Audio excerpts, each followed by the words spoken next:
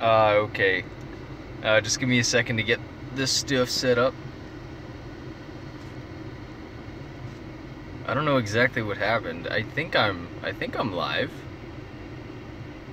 Really not too sure. Hi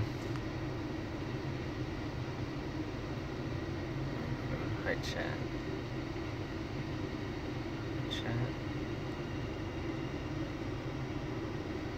Show chat. Alright, so I guess I'll just give people a second to come into the stream, if anybody is coming in, because I'm definitely streaming at kind of a weird hour today, so I don't know exactly how many people I'm gonna get, but we'll see.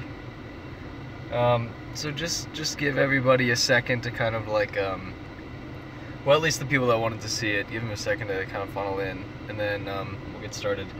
I went to, get that sun glare out of the way. I went to the rocket park in the U.S. Space and Rocket Center, but this rocket park is a little bit different. This is the rocket park at Marshall Spaceflight Center.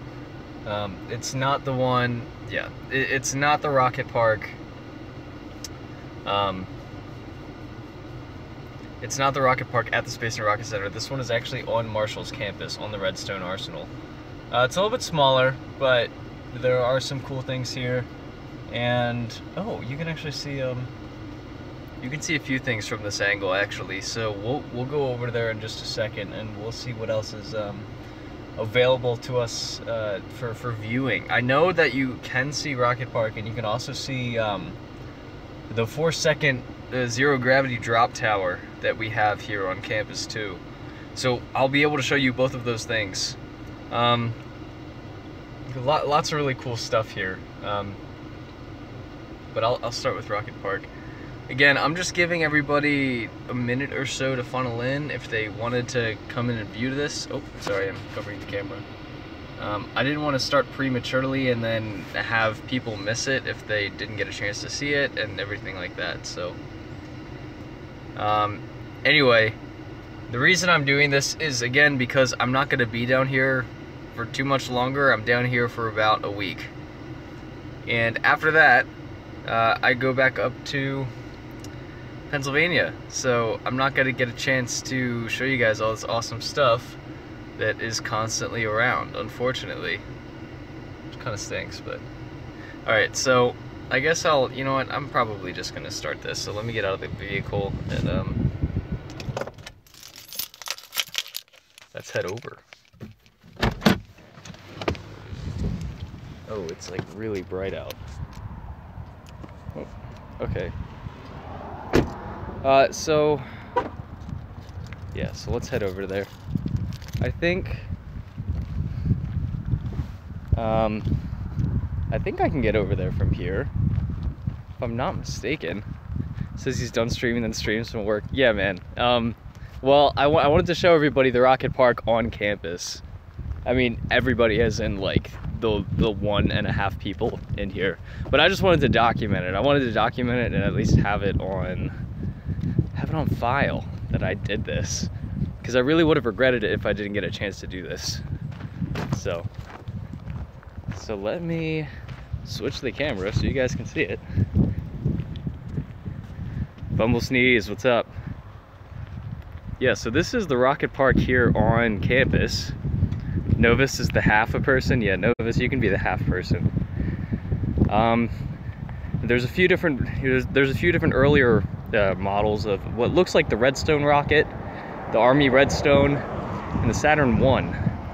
But to be honest, I've actually never walked over there yet to see what the models are. So let's go take a look. And I don't even think I can get over there from here. Well, let me give it a shot. It rounds up. Yes, it rounds up. So anyway, yeah, this is NASA. This is what NASA looks like. Okay, way out in the distance over there, you can actually see the 4-second zero gravity drop tower here on Marshall. And then behind that, you see a building that's even further back. That's the test stand. Well, it's a test stand, or I'm sorry, it's some sort of assembly building. I forget which one that is. But that building right, that has that strange extrusion coming from the top is actually, that's a drop tower that you can test zero gravity experiments for a total of 4 seconds. So it takes 4 seconds to drop from the top of that building to the bottom. So if you have any zero grav experiments you would like to test that last less than or equal to 4 seconds, then you can test them in there. And it's a lot less expensive than sending them up to the International Space Station to test it there. So anyway, we've got a few awesome looking rockets here. I think I'll save this bad boy for last. Oh man, it's huge. The camera doesn't do it justice how large this thing is.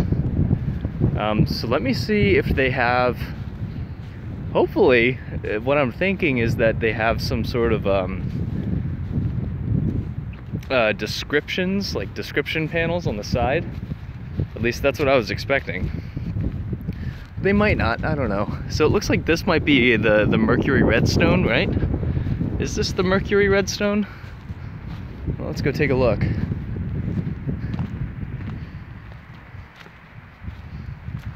I really need one of those camera stabilizer things. No, this is the Jupiter C. Oh, it's a modified redstone. Okay. So let me get my face out of the way so you guys can read this. It's a modified redstone missile. It's launched many of our early satellites. A Jupiter C like this has orbited the first United States satellite. Oh, okay, so this is the vehicle that they used to get Explorer up into orbit.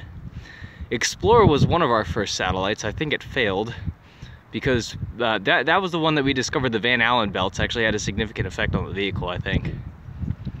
And we also didn't know how to operate spin stabilized spacecraft. It's 69 feet in length, so I think it's pretty tall. Weight, man, these signs really need to be replaced. Thrust is 83,000 pounds. 83,000 pounds comes out the bottom of this thing. So, yeah, and even this guy is huge. This is one of the smaller ones, and he's still even, well, actually, he's one of the larger ones here in this park, at least. Yeah, this guy is absolutely monstrous. So this is the Jupiter C. That's interesting. I didn't know that it was called the Jupiter C. It looked really similar from far away to the vehicle that they sent Shepard up on, and Scott Carpenter and John Glenn in the early Mercury program. Here are the other ones. Oh man, that looks too awesome. Yeah guys, you probably hear a lot of wind in the background, and because it's windy, so yeah, that's why you hear wind. It's because it's windy. So let's see if there's a sign for this one. Ah, so this is the Redstone. Okay. So let's take a look. Let me get my face out of the way. The Redstone rocket was built in 1954. Man, we really started the space program quite early. Because of its reliability, it was later adapted for the first manned space flights. So this is the vehicle that we sent Scott Carpenter on, and John Glenn and Alan Shepard for some of the original Mercury flights with the original Mercury 7 astronauts. This was the vehicle. This was the vehicle that we sent them up on, the Mercury Redstone. Thrust is a little bit. Wait, that's a little bit less, right? The Jupiter C was something like 83,000 pounds of force, and this is only 78,000 pounds of force. Liftoff weight was 62,000 pounds, so you guys can go ahead and calculate the thrust to weight ratio based off those two values. Have fun. Length is also 69 feet, so it's actually the same height as the Jupiter C. This one is quite a beast too. Yeah, so if we back up a little bit, I'm gonna make sure I don't run into anybody behind me, even though it's not too crowded here. Yeah, I guess they're kind of the same height. So to your left is the Mercury Redstone. That's the Mercury Redstone vehicle. And then over here to your right is the Jupiter 1C. So they look kind of, I guess, similar, not really. Similar core stage, it looks like. Very similar core stage build. Especially with the tail fin structure as well on the bottom. Very similar vehicles.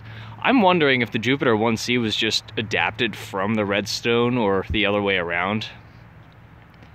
I'm sure that's how they approached it. Like, one was just adapted from the other. But yeah, so that's, again, the Jupiter 1C on the right and the Mercury Redstone on the left here. So, yeah, pretty cool.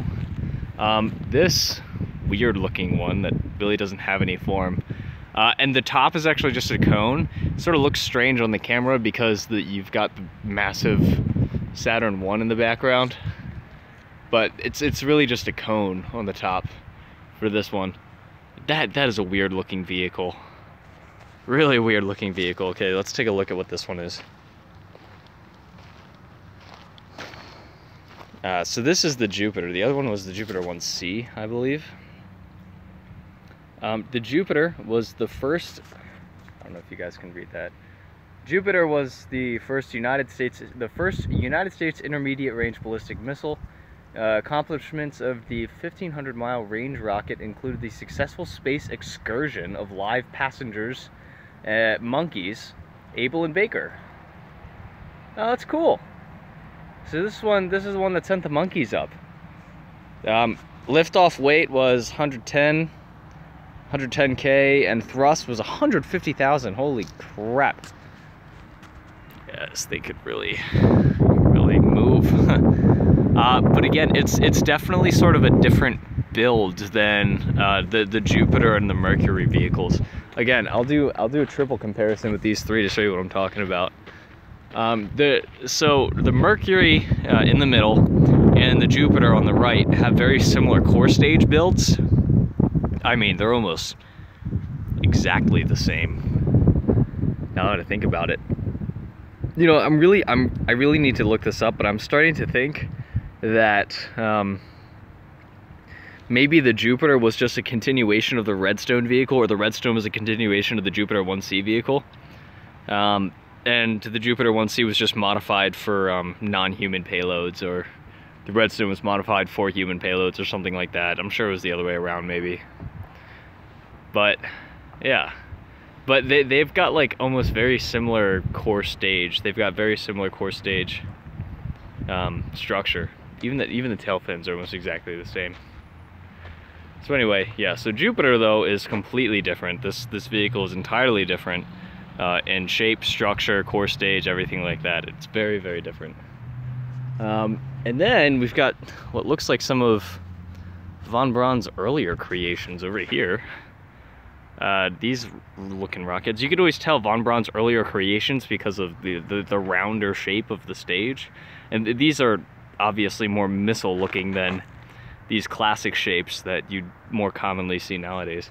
But you see that, I say small, but these bad boys are not small. They're still huge, okay? The bottom lines of the Jupiter, I'm really not sure. Maybe it's structural support. Maybe it's structural support because of all the thrust from the engines just destroying the bottom of the core stage. I really don't know. Are you talking about these ridges on the bottom? You talking about the ridges on the bottom of the Jupiter? I'm really not sure. Yeah, there's no ridges or anything like that on the Mercury Redstone and the Jupiter 1C model. You don't get this rigid structure on the bottom of the core stage, so I'm really not too sure. Yeah, I'm really not too sure what that is, Overcraft. I couldn't tell you. It's strange though. It's definitely strange. And you don't see anything like that on these two. I mean, again, like the core stage is entirely different in between the Jupiter vehicles and the Mercury vehicle and the Jupiter 1C. So yeah, I really don't know, man. Again, this is the first time that I'm actually walking around Rocket Park at Marshall. I've been to the Rocket Park at the Space and Rocket Center, but I haven't been to this one before. Yeah, you know what? I actually have seen it on the space shuttle too. I know what you're talking about. All right, so let's take a look at the Hermes. The Hermes missile is a United States experimental. Oh man, Actually, you know what, before we do that, I do want to see what this one is. I don't, I love how the fins are labeled. That's pretty neat. This is the V2, by the way, guys. It's covered by all this shrubbery because I guess the government doesn't want to pay to cut the bushes. But that was the V2 over there. That was one of Von Braun's earlier creations. And this is the Hermes right here. Obviously, V2 is a little bit larger than the Hermes.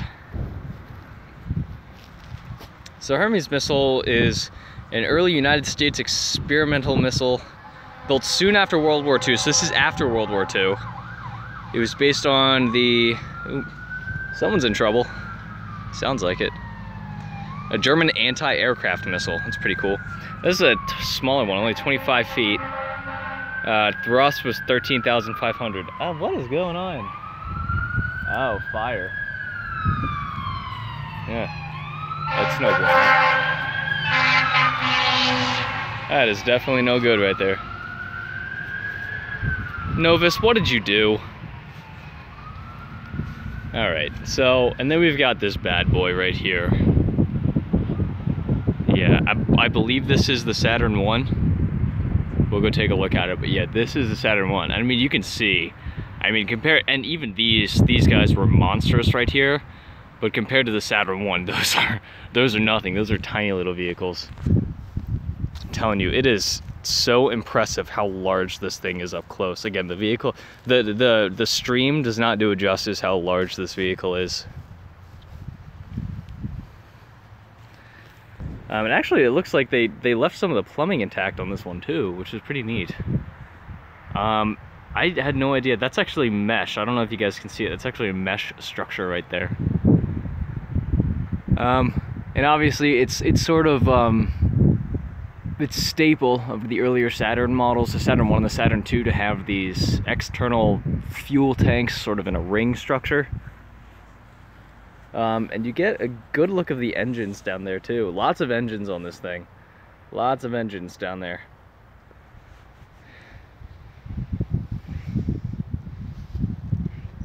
Yeah, he sprayed it on the tank for thermal protection. Oh, okay, cool. Yeah, Novus is the thermal guy, so he'll be able to answer any of those questions. Alright, so anyway, this is a Saturn Pioneer. Our scientists used it as a guinea pig before the Saturn launches began. The 10 Saturn ones, there were 10 of them, flew from Cape Kennedy between October 1961 and July 31, 1965. Alright, 61 to 65 were when these things were flying. So about 4 years before we actually went to the moon. Hey, Rackus, what's up? Taller than a 16-story building. You're darn right it's taller than a 16-story building. This thing is huge. Saturn is also forerunner to the uprated Saturn 1B, first launched in February 1966. And is designed to permit a 3-man crew to practice lunar landing procedures in Earth orbit and pave the way. Oh, so this is human rated. That's pretty cool. Thrust, we finally hit the 6 figures. 1.3 million pounds. Just monstrous. We're 7 figures. 1.3 million pounds of thrust, and liftoff weight was nearly 1 million pounds. Absolutely monstrous. This thing is just monstrous. Diameter itself is 21.5 feet. Length 160 feet. So again, I mean, you look at these little things, and I say little lightly, but I mean, these vehicles are huge. These rockets are huge. And then you look at something like this. Really puts into perspective how much work and engineering and awesomeness went into this vehicle. Well, all of the Saturn vehicles, rather. Oh, okay, so this is what I was talking about, the mesh structure. I'm really not too sure what that is and why they opened up the side of the vehicle like that. But that's found on multiple different sides of the vehicle. I'm not too sure what they do. I'm trying to give you guys a good angle where you can see the engines on the inside, but it's very difficult. Lighting is just not the best. But yeah, I mean, this thing is monstrous. It's huge. And I see this every day I come to work. I get a chance to see this. It's pretty cool. SAD. I really want to know what these markings are on the side, but I've got no idea what they represent. Anyway, yeah, this is probably the coolest vehicle at Rocket Park here. And again, there's not really too many vehicles here, so it's kind of tough to say. And they're all awesome, right? There's there's a ton of awesome vehicles here. So again, one more time, I'll just do a quick review of all the vehicles. So again, that's the Saturn. Now that we know what they are, only 35,000, that's a lot. And this guy, again, I think he was like 1.3 million pounds of thrust, or 1.2 million or something. So anyway, again, this is the Jupiter 1C. This is for scientific payloads. That's what sent the Explorer up. Next to it is the Mercury Redstone. That's what sent Shepard up, and John Glenn and Scott Carpenter, all of the Mercury astronauts. The Jupiter vehicle, not the Jupiter 1C, is next. This weird looking one, that's the one that sent monkeys up. And then you have the V2 von Braun's missile, which is the larger of the other vehicles right there. And then you've got the tiny little Hermes missile all the way out there inside. And then again, towering above all, man, just look at the size of that thing. Towering above all is the Saturn 1. Saturn 1 is, again, the biggest vehicle that is at this rocket park, at least. The one at the Space and Rocket Center, the Saturn 5, is a little bit larger.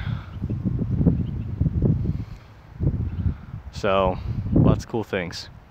Lots of cool things here.